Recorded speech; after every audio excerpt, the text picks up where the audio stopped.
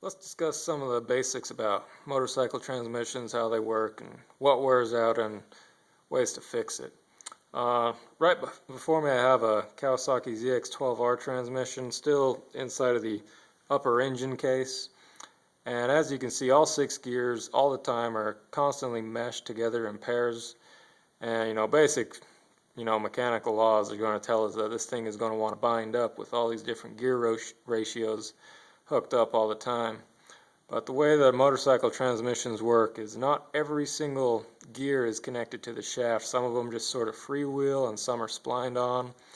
And to shift around which gears get power, there are sections of the transmissions that can slide around. And they're engagement dogs. Here you can see 3 of them on this gear. There's one down here, one back there, for a total of 5 on this particular model. And depending how it's engaged and which gears are engaged, which set, it'll only allow one specific pair at a time to transfer power from the motor. Now, one of the problems that happens on high mileage bikes, older bikes, or anything that's been really abused, especially at the drag strip, is things start popping out of gear, and what that is from these dogs starting to wear out. I got this very crudely drawn demonstration of what's happening. So let's say we took one of these gears, cut it like this, and just unrolled it and laid it flat, and these represent the dogs. So this gear's pushing in power this way and this one's resisting this way when you're trying to give it gas. From the factory, everything's got a nice 90-degree angle on it and it doesn't cause any problems. Well, things wear out, you miss a gear every now and then, and stuff starts to get rounded off. Now this is completely exaggerated. If it was worn this bad, your bike wouldn't even move.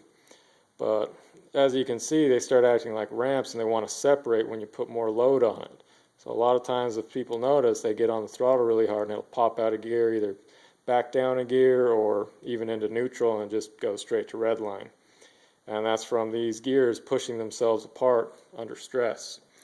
Now, one way to fix it is you can just replace it with factory parts and you got these nice fresh dogs and you're good to go again until you wear it out.